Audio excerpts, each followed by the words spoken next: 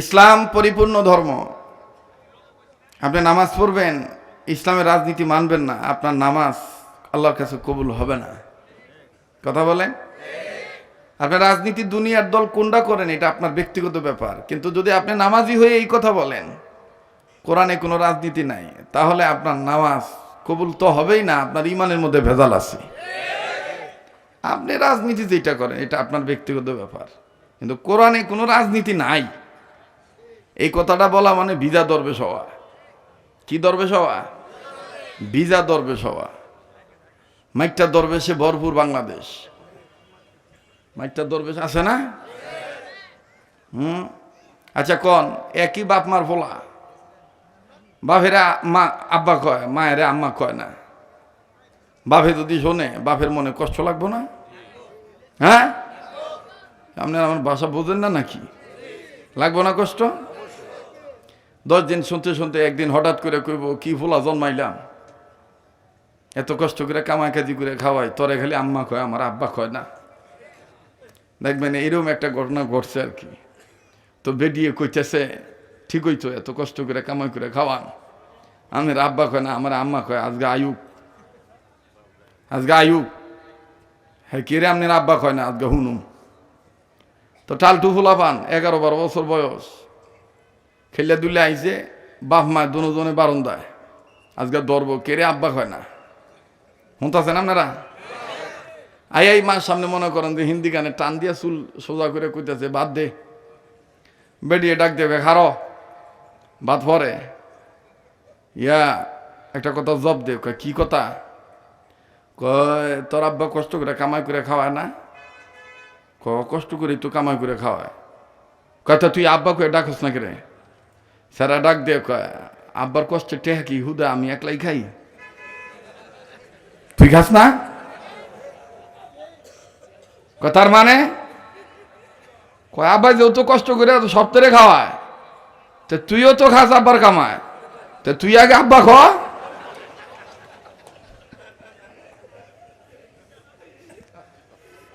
বাপে ডাক দিয়ে কয়, মা সেই বাবা তোর মুহে তেন আব্বাটা ঘুনো লাগতো না, জায়গা যা, তুই যেমনি যেমনি চল। কথা কয় না? এরকম আমাদের সমাজে কিছু লোক আছে, নামাজের সময় নামাজ ভালোই পড়ে, রোজার সময় রোজা, অনেক সময় সেহরি না খায় ও রোজা রাখে, কিন্তু যদি খালি শোনে যে ইসলাম কায়েমের পক্ষে হুজুররা কথা কইছে, তখন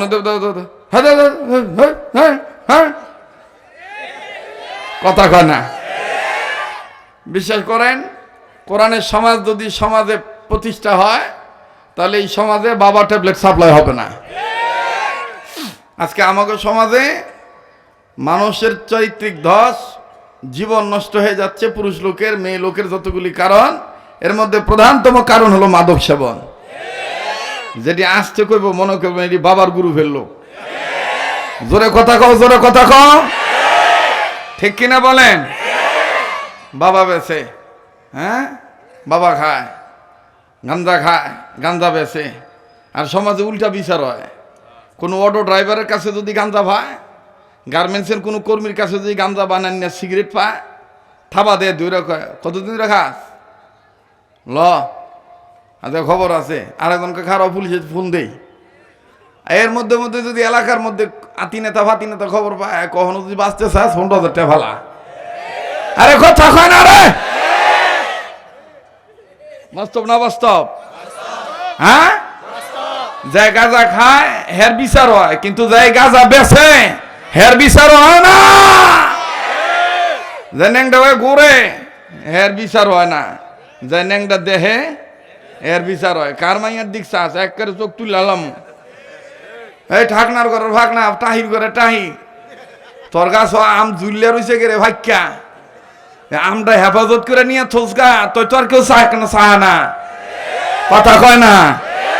আম ঝুলিয়া থাকলে তুই ইটেই বই, সুযোগ পাইলে আবার থাবা দিয়ে নিয়ে ভাইরা দৌড় মারবো। কথা কম ঠিক কিনা? আমি বলতে চাই, আমার এই সমাজের ছেলেদের বিচার করার আগে ওই বেহানারীদের বিচার আগে করা দরকার, যারা মুসলমানের ঘরে জন্ম নিয়ে আল্লাহর আইন মানে না, ইসলামের মধ্যে পুরোপুরি ঢোকে না, তাদের আগে রিমান্ড আনা দরকার।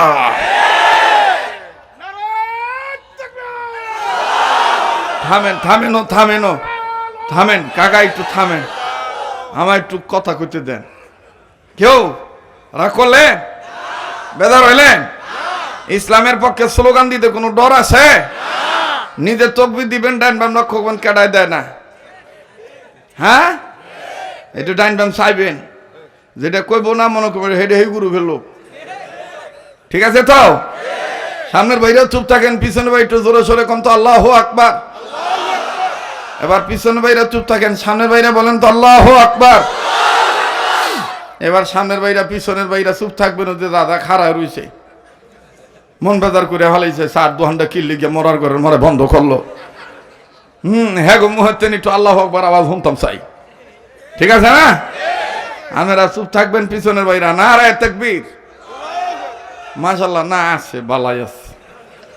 এবার পিছনের বাইরা চুপ থাকবেন, সামনের বাইরা নারায়ে তাকবীর। এবার যারা স্টেজে আছে হ্যাঁ তো দরকার, যারা ভিডিও করতেছে হ্যাঁ আল্লাহু আকবার বলা দরকার না? আল্লাহু আকবার করলে শয়তানের গায়ে আগুন ধরে জায়গা। ঠিক কিনা বলেন? নারায়ে তাকবীর। সত্যের হয় নাই, সবাই মিলে করবে না। একটু দুই হাতাকে টান টান করে উপরের দিক তোলেন, মোট করে ধরেন, ছাড়েন, ধরেন, ছাড়েন, ধরেন, ছাড়েন। বেহেশতের বাগান সাজানো নিয়ত করে আঙ্গুলগুলো ফুলের মতন ছড়ান। মাশাআল্লাহ। এবার ঘুম ভাঙানোর জন্য অ্যাটেনশন ঠিক করে দেন, ডান বাম নাড়াচাড়া দেন, ধরে নাড়েন, ধরে নাড়েন। শয়তান ভাগ্যে দেবো গা। শয়তান কব বাবা রে বাবা, এটা কোন মরা আইলো রে। নারায়ে তাকবীর, নারায়ে তাকবীর, নারায়ে তাকবীর। হাত নামা, ওয়াজ চলবো। আমি আগের তনে মাপ চাই লইছি, আমি যখন ছাইরা দিব তখনই খুশি থাকবেন।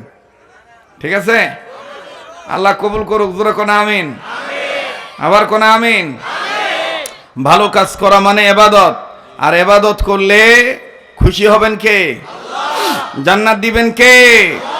পৃথিবী বিশ্ববিখ্যাত অনেক দার্শনিক আছেন, যেমন কিছু দার্শনিক ছিলেন মুসলিম, কিছু দার্শনিক ছিলেন অমুসলিম। একজন অমুসলিম দার্শনিকের নাম আমরা অনেকেই জানি। তিনি খ্রিস্টীয় ধর্মের মানুষ ছিলেন। তার নাম হলো জর্জ বার্নার্ড শ। বুঝে থাকলে বলেন তো নামটা মুখস্থ হয়েছে কিনা? জর্জ বার্নার্ড শ, খ্রিস্টান মানুষ। পৃথিবী বিশ্ববিখ্যাত সাংবাদিকরা জর্জ বার্নার্ড শকে জিজ্ঞেস করে বললেন, স্যার আপনার দর্শন অনুযায়ী, আপনার গবেষণা অনুযায়ী, আপনার থিসিস অনুযায়ী আপনি বলেন তো পৃথিবীতে সবচাইতে ভালো মানুষ কারা? তখন জর্জ বার্নার্ড শ উত্তর দিয়ে বললেন, পৃথিবীর জমিনের উপরে আসমানের নিচে সবচাইতে ভালো মানুষ তাহারা মুসলমান যাহারা। আসতে কইলেন সুবহানাল্লাহ। মাহফিলে বসে অনেকে বাদাম খাইতেছে, কিছু চাবাইলে কিছু হুনুন যায়। যদি আপনি কোনো জিনিস চাবান, কেউ যদি কোনো কথা আপনার উদ্দেশ্য করে কয়, এটা ভালো করে শুনতে পারবেন? তাহলে আপনারা কি মন বাদাম খাওয়ান না মানুষ?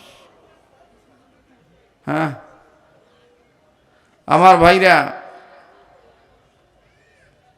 আমার বন্ধুগণ,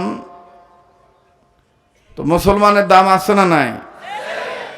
জর্জ বার্নার্ড শ উত্তর দিয়ে বললেন, পৃথিবীর জমিনের উপরে আসমানের নিচে সবচাইতে ভালো মানুষ তাহারা মুসলমান যাহারা। সুবহানাল্লাহ। এবার সাংবাদিকগণ বললেন, স্যার তাহলে খারাপ মানুষ কারা পৃথিবীর জমিনের উপরে আসমানের নিচে? তখন দার্শনিক জর্জ বার্নার্ড শ উত্তর দিয়ে বললেন, মুসলমান যাহারা। সাংবাদিকরা কইলে কি মন কথা হইল? একটু আগে কইলাম বালা, আবার কইতেছেন খারাপ। বুঝলাম না স্যার। দার্শনিক জর্জ বার্নার্ড শ উত্তর দিয়ে বললেন, আমার গবেষণা অনুযায়ী আমি বাইবেলে পেয়েছি, আমি আমার খ্রিস্ট ধর্মের কিতাবের মধ্যে পেয়েছি, মুসলিম ধর্মের নর নারীদেরকে ভালো বানাবার জন্য তাদের আল্লাহ তাদের একটা কমপ্লিট কোড অফ লাইফ, পূর্ণাঙ্গ জীবন ব্যবস্থা কোরআন দান করছেন। এই কোরআন যতদিন মুসলমানের নর নারীগণ মেনে চলবে, এই কোরআনকে মানবে, এ মুসলমান নন নারী ততদিন পৃথিবীর জমিনের উপরে আসমান নিচে সবচাইতে ভালো হয়ে থাকবে। সুবহানাল্লাহ বলেন। আর এই কোরআন মুসলমান যখন ছেড়ে দিবে, পৃথিবীর জমিনের উপরে আসমানের নিচে সবচাইতে তারা খারাপ হয়ে যাবে। আমার বন্ধুগণ, আমার ভাইরা, তো সেই কোরআনুল কারীমের মাধ্যমে আল্লাহ ইমানদারদেরকে ডাক দিয়ে বললেন, ইমানদার বান্দা বান্দিগণ, তোমরা ইসলামের মধ্যে পুরোপুরি প্রবেশ করো। আপনি দেখবেন নামাজ পড়বেন, যাকাত দিবেন, হজ করবেন, ওমরা করবেন, দাড়ি রাখবেন, টুপি পরবেন, সমস্যা নাই। কিন্তু যখন এরকম ইত্তেহাদুস শাবাব যুব সংগঠনের মতন ভালো কাজ করতে যাবেন, তখন দেখবেন আপনার দোষের শেষ নাই। কথা কয় না? দোষের শেষ নাই। হাইরে দোষ! এই যে মনে করেন তবারকের ব্যবস্থা করছে, খাওয়ানোর সময় দেখবেন পুরা খাইব, এরপরে প্লেটটা চাটনের সময় খুব লবণ কম হয়েছে। কথা কয় না? আছে না খাইচ্যতের মানুষ? আর একজন দেখবেন কব লবণ কম না হইলে কব যে গোস্তটা হিজে নাই। আর একজন কইব যে আলু চুগলা সহ দিছে কেরে।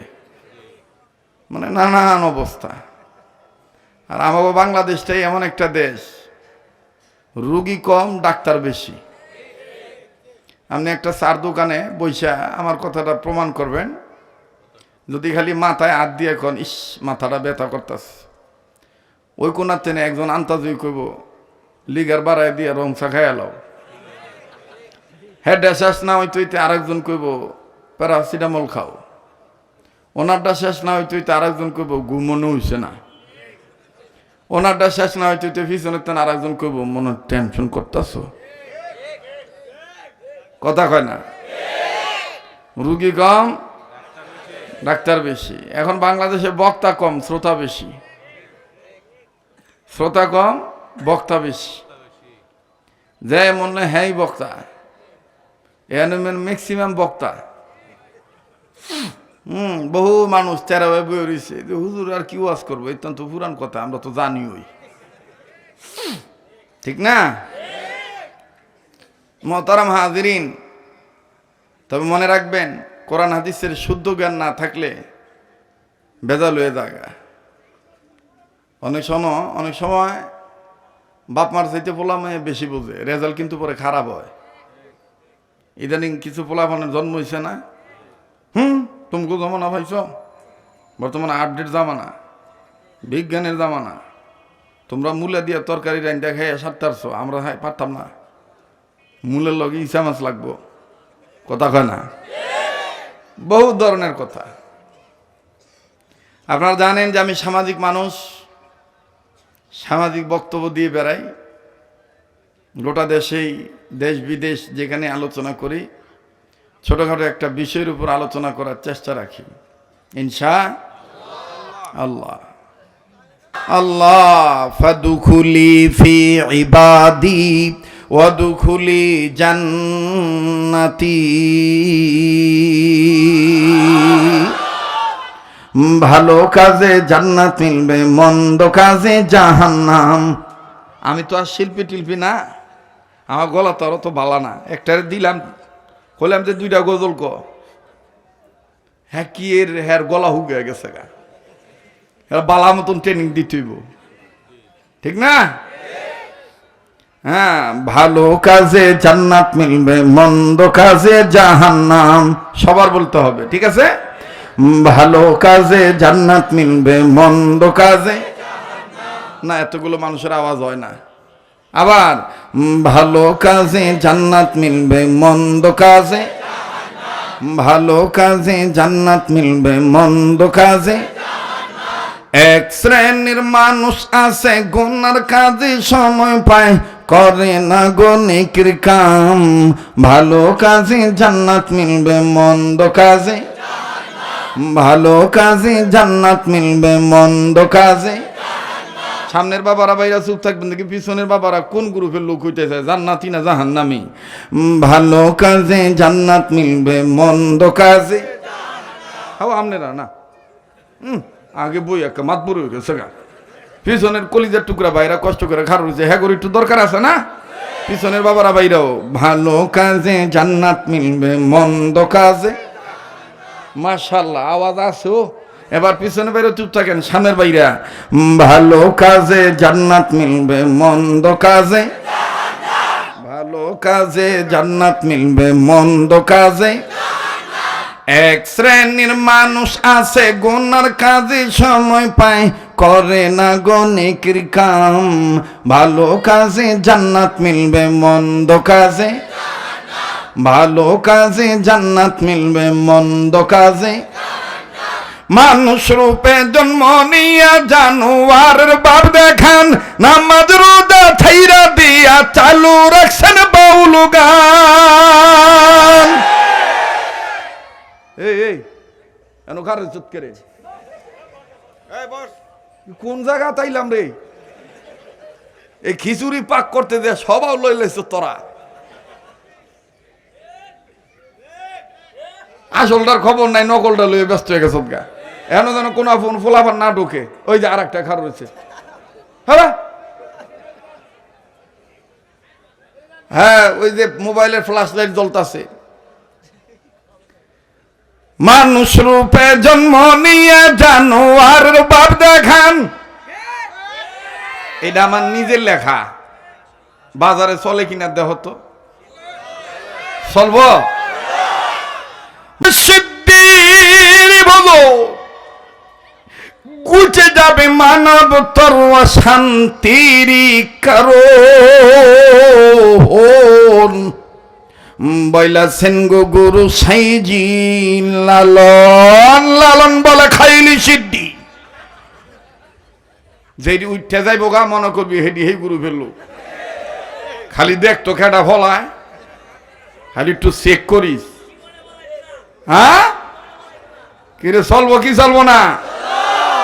লালন বলে খাইলে সিদ্ধি, বাড়ি বিবুদি খাইলে সিদ্ধি, বাড়ি বিবুদি। বইলাছেন গো গুরু সাইজি। আবার একটার মতো বাড়ি মারে। এই মাদক খাইলে কখনো মানবের শারীরিক বিষয়টা ভালো থাকে? ব্রেন ঠিক থাকে? মানুষ কেবলমাত্র শান্তি পাবে একমাত্র আল্লাহর হুকুম মানার মাধ্যমে, আল্লাহ পাকের জিকির করার মাধ্যমে, ঠিক কিনা?